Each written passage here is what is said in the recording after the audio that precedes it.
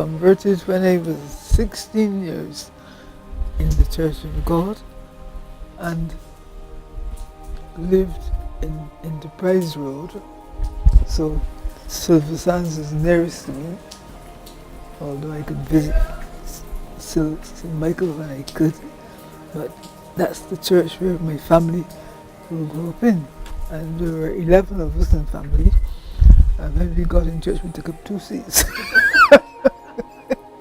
I was mentored by a great aunt.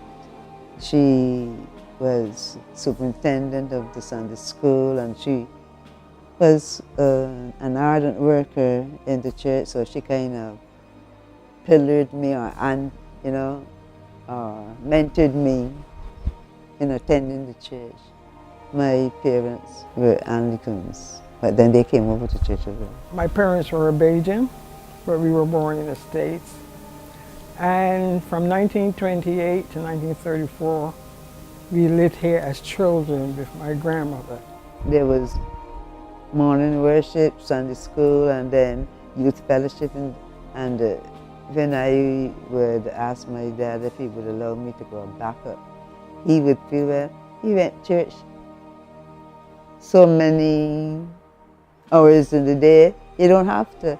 And the zeal was in me that I would cry, I wanted to attend almost every service. Because after finding Christ as my Savior, I had that burning desire to work for Him and to see others work for Him.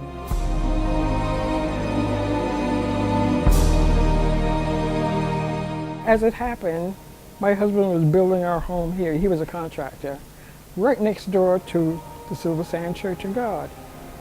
And he had been ailing for quite a while. And when he had almost finished the house, became severely ill. So I started attending the Church of God next door because of his illness nearby, And I liked the services, I liked the people. It was a relatively small church. Silver Sands was too small.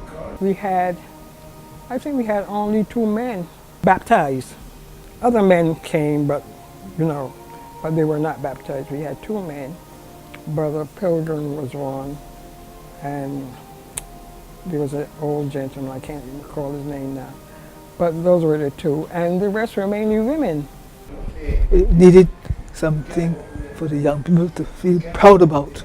They expanded the church by taking down partition in the back, in the front, where the altar was. They took down partitions so that the church would expand towards the back. Where they could invite their friends, and where we could have weddings and have a big enough space that we could have a dining room and have the wedding receptions afterwards. As she took up the reins, more people started attending. And she was an excellent pastor for the 27 years, and she helped build up the congregation. I believe that at the beginning there were only about 20-something baptized members. When I joined that church, the pastor was Reverend Haynes. Sister Bina was an elder leader. We all got along well because I saw them as my seniors, and whoever they were, whatever talent God had given me, I put it at their disposal. He left, I think, the next year, maybe another 2 or 3 years. And that was when Sister Layne became our pastor.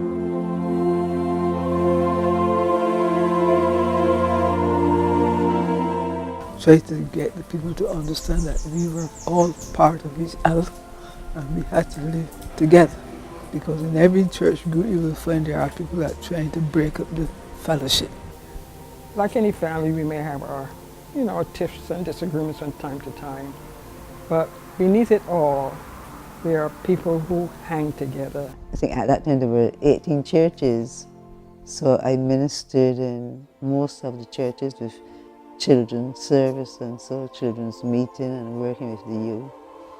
And outside Church of God, there was a group like with the Nazarene and the Pentecost and I think 2 other churches that we ministered, and I took a part in that. We would have rallies and so together, so that my mission extended beyond Silver Sands. So the challenge to me was to get these people together in this big community because I could see what we could do. And I got involved with the people in the community who sent their children to the Sunday school. And a lot of them came and became youth members of the youth group, you know. Even some of the St. Christopher boys, I had to call their minister over and let him know I wasn't stealing them. We were planting grass. The people of the church have been my closest family and my closest friends. And I find that they're very down-to-earth people. I find that they are loving people. They have good hearts. We work together. You know, we always work together.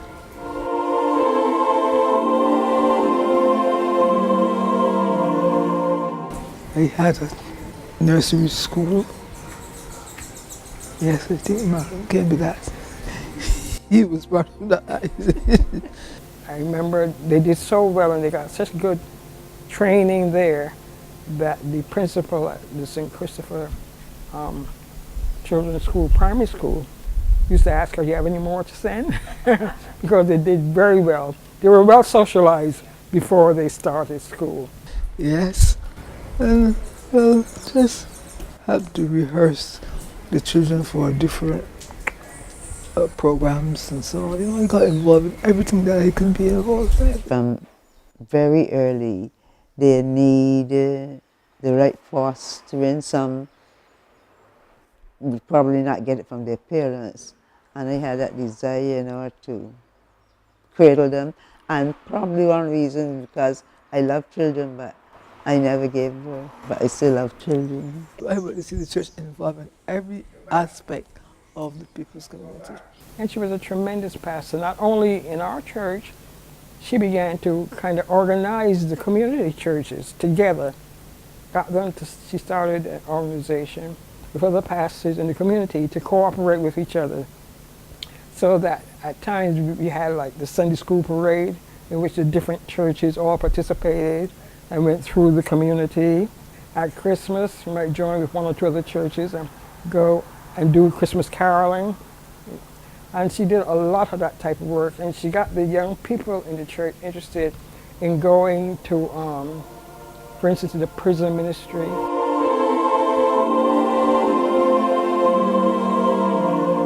We got involved in Dodds and Somerville, especially with the youth.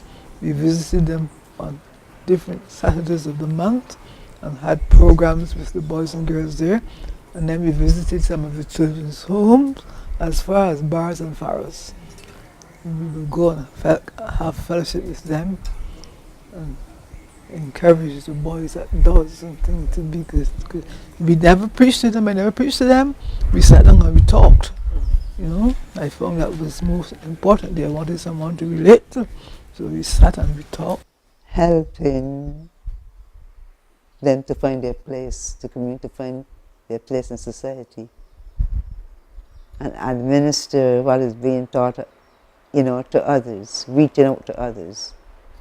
I was going down by Hazel across the bridge one day, and I felt this young man arm around my neck and I looked back.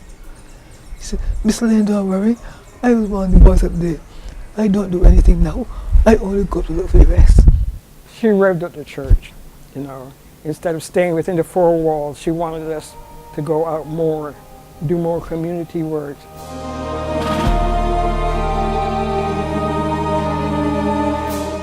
To see these young people like Muriel and them living a decent life and getting themselves involved correctly and keeping up the standard, to maintain the standard. That was my ambition, to keep a standard in the church.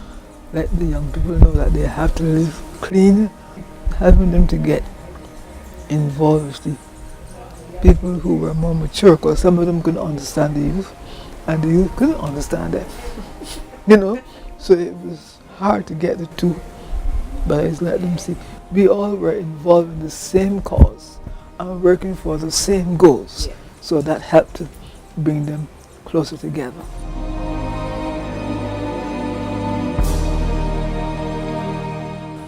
I saw a united community that could work hand in hand, and everybody had the same vision, one goal, and that was to help to bring the community to Christ and to do whatever we could for the families in the community. So we hope with the new church to revive the nursery school, because they got good training there. They went into the Sunday school, and so she saw it as a long range, not just for today, but she often taught us and talked about the future of the church. Let the church be built up to serve the community. She always emphasized that we're here for service. It's not for us to get within four walls and sing hymns and console ourselves, but you do that to enforce your spirit. But then when you have that nourishment, you go out into the community and do some work. The baton that we have should be so strong that as we go along and as we step, we should be able to pass the baton.